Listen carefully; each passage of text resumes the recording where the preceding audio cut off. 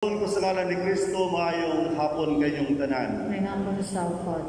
Ang atong Ebanghelyo karon, kung atong minumduman sa atong pagsaulog sa Great Jubilee sa year 2000, naghimo na tong tema sa Latin nga Doc in Altum.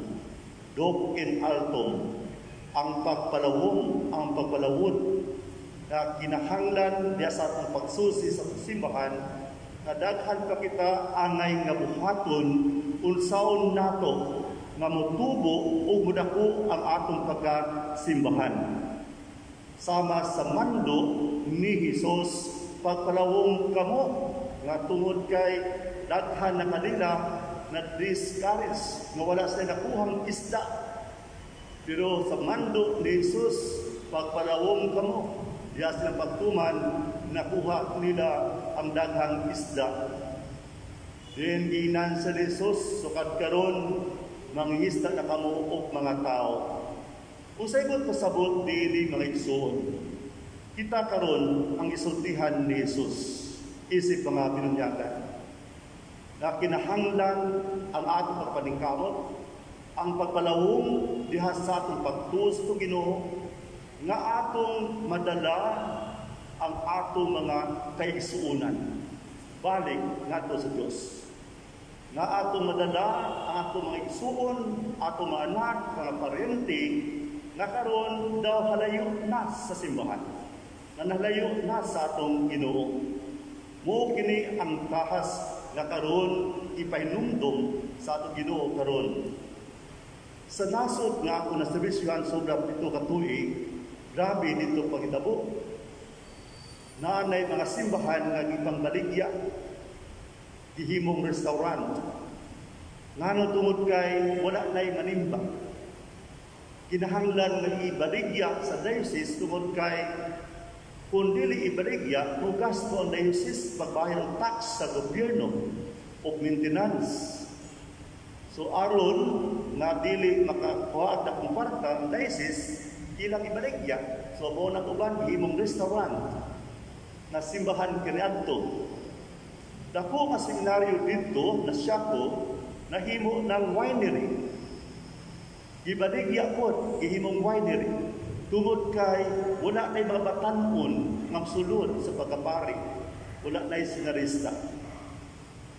Atong gisuulog karon ang ika-500 years sa atong pagka-Kristiyano isip mga Pilipino. Dapat na personal na reflection dito sa gawas, kay apil sa kami, nagsaulog po dito sa nasod regarding sa pag-celebrate sa 500 years kuba sa tema Gifted to Give, ginasahan aron sa paghatag.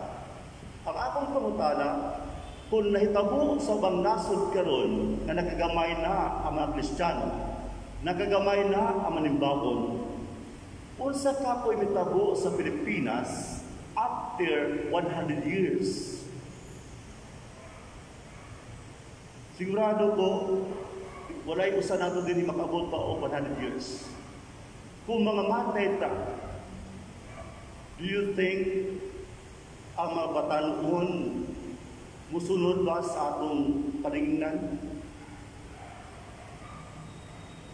Dili kay mitabo nga ang simbahan unya, simbahan na sa mga tigulang. Simbahan lang sa katong mga makaluluoy. Dili na simbahan sa mga matuhon nga sa Ginoo. Mo kini karon ang agay natong pinutlugan. Ako isip pare, ako hinudlog, yun sa marin na ako pagpalawong sa akong ministriya.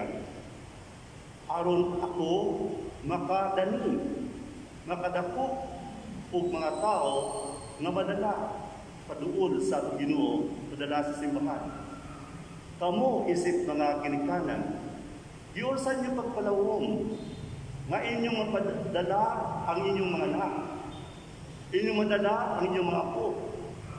Kung asawa ka man, imong madala imong bana. Kung bana ka man, nausaon imong nga madala imong asawa. Maduol na sa itong Ginoo. Sigurado ko, kung kitang tanan, muhinutlo o mutuman sa atong Ginoo, atong madala pag atong mga igsuon nga nalayo sa simbahan, nga nalayo sa atong Ginoo. O usa sa pinaka-importante, dili pagsangyaw lamang sa pudong, kundi pagsangyaw sa buhat. Kung makita sa igsuon na buhi si Kristo sa kinabuhi, sigurado ko madasig sila sa pag-uban kanato. Pero kung sama kita sa Ebanghelyo sa Domingo, tigta kong ingon, makadakop ka kita o mga isda para iatod nato sa atong Ginoo.